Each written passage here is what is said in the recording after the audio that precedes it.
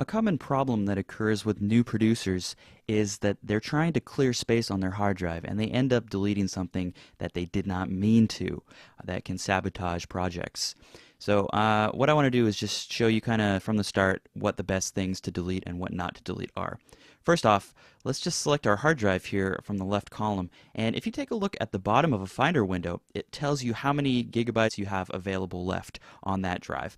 I've got 581.29 gigabytes, so that's quite a lot of space. I can have multiple projects down the line and not need to worry about a thing.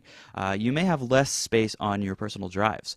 So what I would suggest is just to watch out and not delete anything from the Capture Scratch drive unless you're positive that you're never going to need it in the future. What the Capture Scratch folder contains is all of your raw footage that you've captured from a tape, from your cameras, and if you do not have this in a project that you're trying to open, that media will be disconnected and you won't be able to edit it any longer.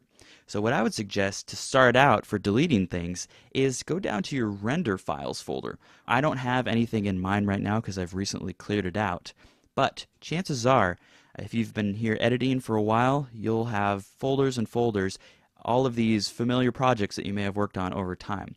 Final Cut creates render files, which are essentially shortcuts to titles or color correction or things that are really CPU intensive that Final Cut had to create a separate file for in order to play this back on your timeline in real time.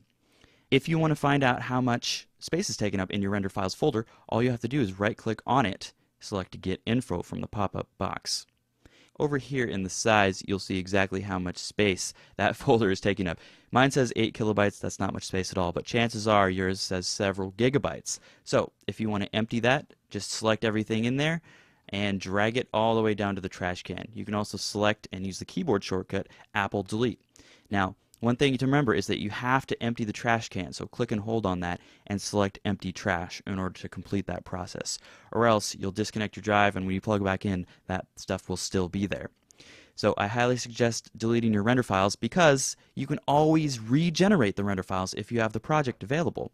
So it's not a permanent thing, but it'll definitely free up a lot of space for you and help you get started on some more projects.